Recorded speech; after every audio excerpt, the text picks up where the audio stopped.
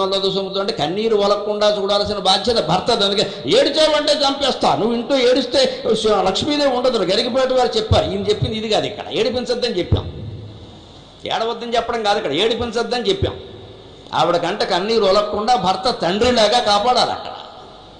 అప్పుడు ఆవిడ సుఖంగా ఉంటుంది. కొట్టేసి చెదకొట్టేసి పైగా ఏడిస్తే చంపుతా అంటే ఏం చేస్తారు? ఇక్కడ అన్న మాటలన్నీ అనేసి అనకూడదు అని ఏడవద్దంటే ఏడిచే హక్కు కూడా లేదా? అంటే సంసారం ఇలా ఉండాలంటే ఇలా చూడాలి, అలా ఆవిడ ఉండాలి. ఇక ప్రతిదానికి గయ్యాళ్ళ ఆవిడ రెచ్చిపోకూడదు. చేస్తోంది కదా అని బానిసలా భావించకూడదు.